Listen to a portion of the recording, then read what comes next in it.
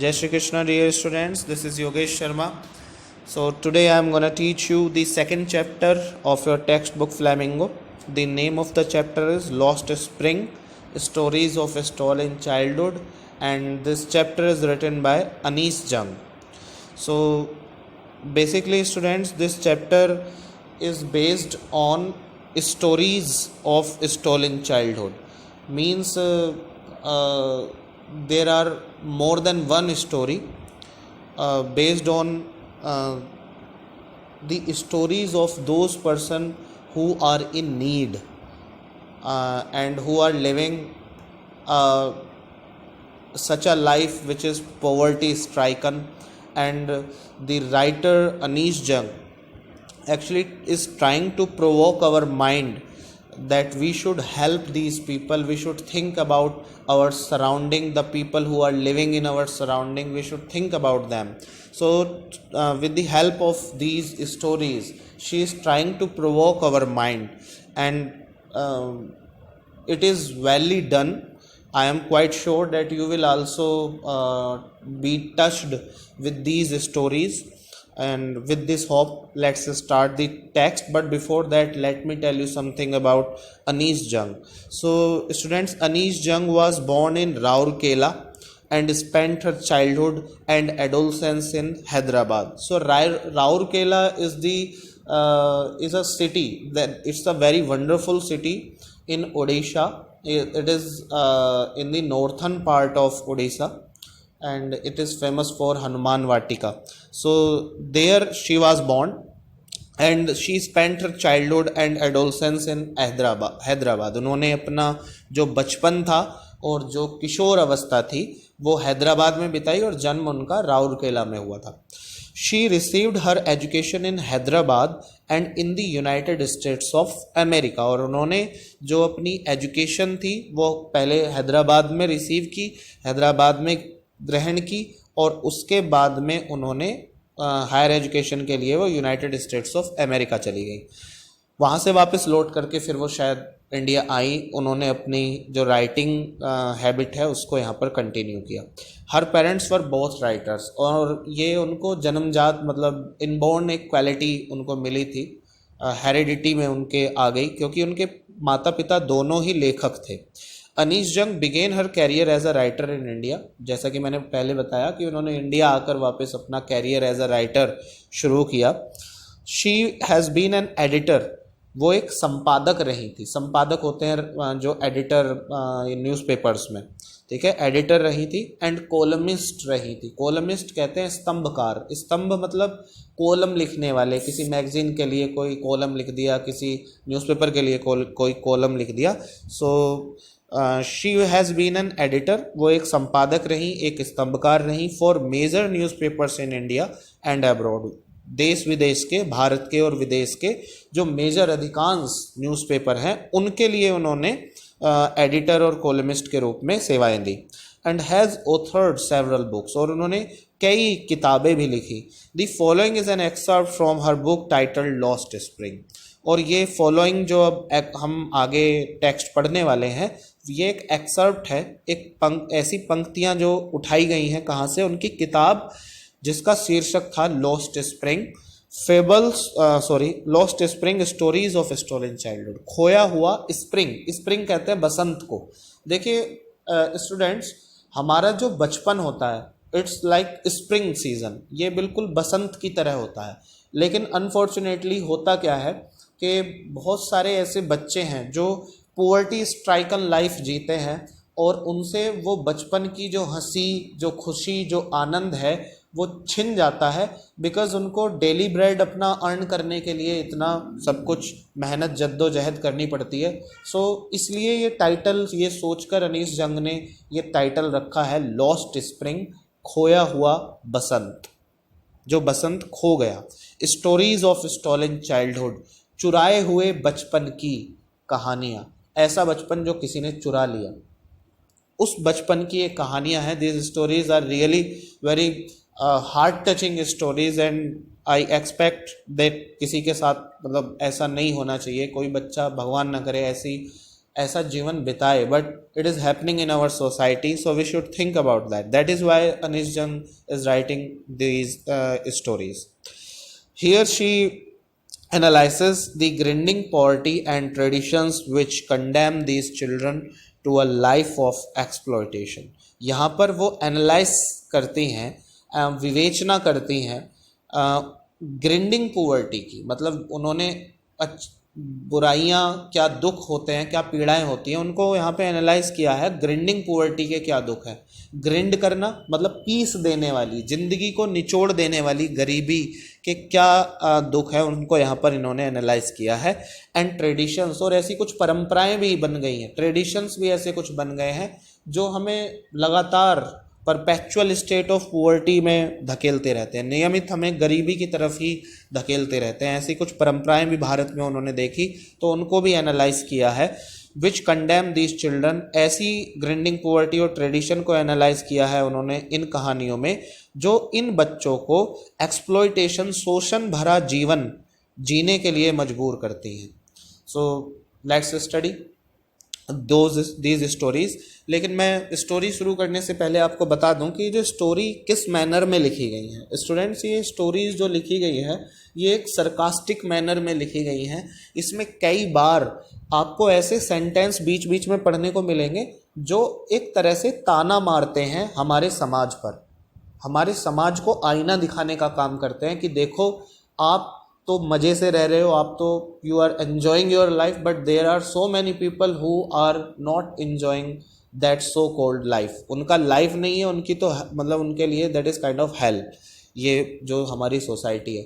So we should, as we are capable, more capable than those people, so we should think about them, we should do something for them. तो ये एक sarcastic manner में ये कहानियाँ लिखी गई हैं. बीच बीच में अचानक से कोई बात कहीं से शुरू हो जाएगी, कोई बात कहीं की आ जाएगी. सो आपको ऐसी उम्मीद नहीं करनी है कि ये एक राजा रानी की कहानी है और बिल्कुल सब कुछ everything will go in a flow. ऐसा कुछ नहीं होने वाला है. बट हाँ, अगर आप हर एक सेंटेंस को ध्यान से समझेंगे, हर एक सेंटेंस को गौर से समझने की कोशिश करेंगे, तो आपको आनंद आएगा. आपको आनंद किस लिए, इसलिए नहीं कि मतलब इसलिए कि किसी ने ऐसा सोचा, इस बात की खुशी होगी कि कोई है जो उन लोगों के बारे में सोचता है और वो दूसरे लोगों को भी फोर्स कर रहा है कि आप भी सोचें. इस बात का आनंद होगा आपको. तो जैसा कि स्टोरी का ये फर्स्ट स्टोरी हमें यहाँ पर दी गई है, तो यहाँ पर पहला ही सेंटेंस ऐसा दिया गया है कि ये sentence it's really soul stricken sentence. ये आत्मा को झकझोर देने वाला एक स्ट्राइकिंग सेंटेंस है. Sometimes I find a rupee in the garbage. अब ये एक बच्चे का स्टेटमेंट है. बच्चा कौन है? ऐसा बच्चा जो, जिसको आप कह सकते हैं रैग पिकर, कूड़ा बीनने वाला बच्चा है. आप भी देखते होंगे अपने आसपास के बहुत सारे बच्चे ऐसे होते हैं जो कूड़ा बीनने का काम करते हैं. क्या वो स्कूल जाते हैं? क्या वो हेल्दी है? क्या वो, आपको लगता है कि हमारे समाज का एक हिस्सा बन पाएंगे? क्या वो क्वालिटी लाइफ जी रहे हैं? तो उन बच्चों के बारे में अनीश जंग ने पहली कहानी अपनी लिखी है. और ये जो पहला ही सेंटेंस है, ये एक ऐसे ही बच्चे के द्वारा बोला गया सेंटेंस है जिसको कि टाइटल या टैगलाइन बना दिया है अपनी स्टोरी की. Sometimes I find a rupee in the garbage, कि कई दफ़ा बच्चा कह रहा है मुझे कूड़ेदान में 1 रुपया भी मिल जाता है. अब मैं मानता हूँ कि 1 रुपये की वैल्यू उस समय अनीश जंग के टाइम पे होगी. आप मान लीजिए जैसे आपको कूड़ेदान में 100 रुपये मिल जाएं, लेकिन कितनी, क्या हम लोग कूड़ादान मतलब ढूंढते हैं? हम हमारा तो ये काम नहीं है. तो हमारा काम नहीं है क्या? मैं ये कहूँगा कि ये किसी का भी एक्चुअली काम नहीं है. ये तो गवर्नमेंट मैनेजमेंट का काम है, बच्चों का काम ये नहीं है स्पेशली. लेकिन बच्चे यहाँ पर कूड़ा बीनने का काम कर रहे हैं. किस लिए? ताकि वो अपनी डेली ब्रेड अर्न कर सकें. तो बच्चे ने ये स्टेटमेंट दिया है कि कई दफ़ा मुझे कूड़ेदान में 1 रुपया भी मिल जाता है. अब यहाँ से स्टोरी शुरू होती है. Why do you do this? Question mark. I ask Saheb whom I encounter every morning scrounging for gold in the garbage dumps of my neighbourhood. मैंने ये बात साहिब से पूछी, बच्चे का नाम है साहिब, जिससे मैं रोज एवरी मॉर्निंग हर सुबह एनकाउंटर मिलती थी। एनकाउंटर का मतलब टकराना या मिलना, जिससे रोज मेरी मुलाकात होती थी। Scrounging for gold in the garbage dumps of my neighbourhood, जो मेरे पड़ोस में जो गार्बेज डंप्स पड़े होते थे, मतलब कूड़े के ढेर जो थे, उनमें देखो ये सरकास्टिक वे में बोला गया कि जैसे सोना कोई ढूंढ रहा हो ना, उन कूड़ों में ऐसे सामान ढूंढ रहा होता था।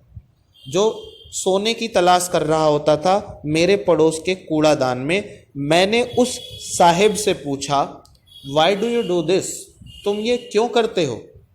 अब देखो यहाँ पे दो बातें आई है। उस अनीश जंग ने बोला कि भाई सोने की तलाश करते हैं बच्चे, सोना तो नहीं ढूंढ रहे वो तो क्या ढूंढ रहे हैं, पॉली बैग्स, जो और कुछ उनका प्लास्टिक का सामान कुछ उन्हें मिलेगा उसको वो कलेक्ट कर रहे हैं। तो लेकिन उनकी तलाश कुछ इस तरह की है, इतनी ईगरनेस के साथ है, इतनी उत्सुकता के साथ है, जैसे लगता है कि वो सोना तलाश रहे हैं बच्चे।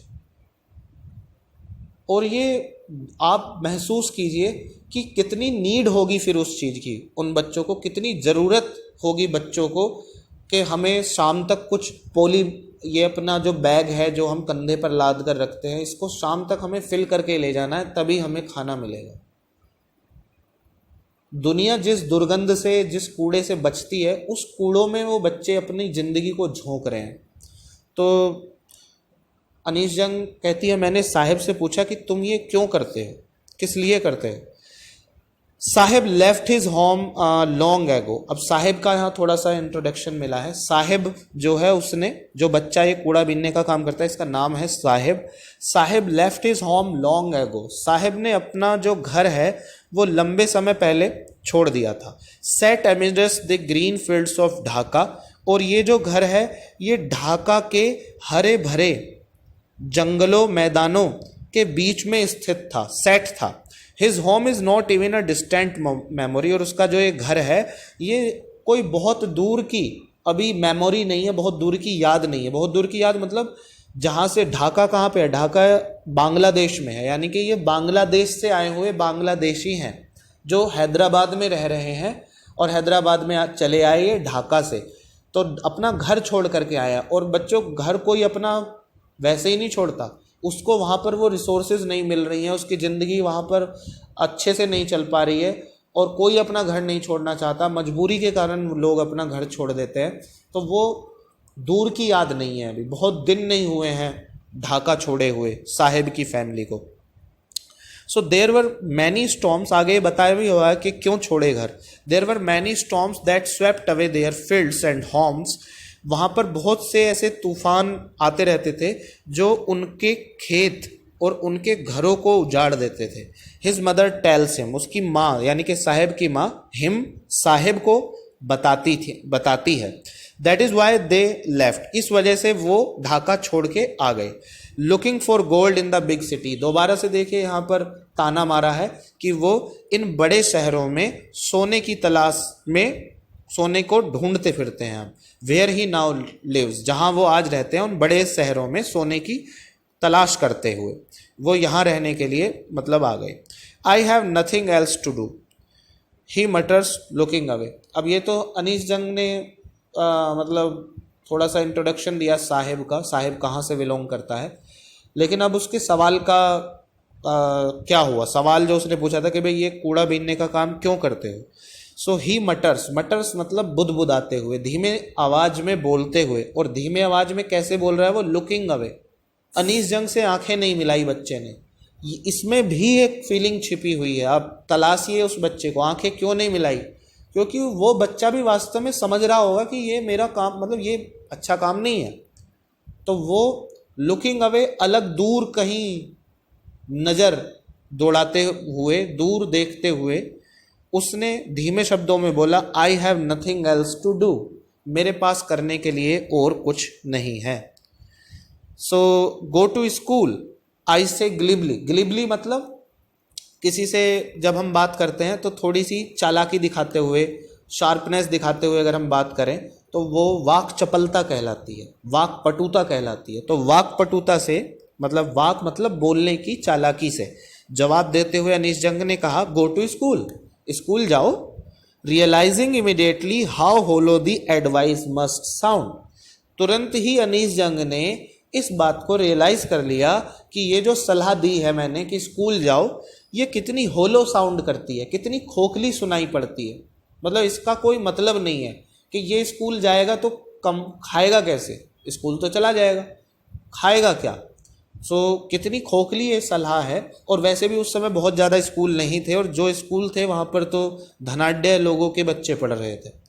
तो एक तरह से अनीश जंग को तुरंत ही इस बात का आभास हो गया, रियलाइज़ कर लिया उन्होंने कि मैंने जो सलाह दी है वो कितनी ज़्यादा खोखली है। That's it for today students, thank you very much. I will continue this chapter, maybe I will continue it today, but let's stop this video here. Thank you.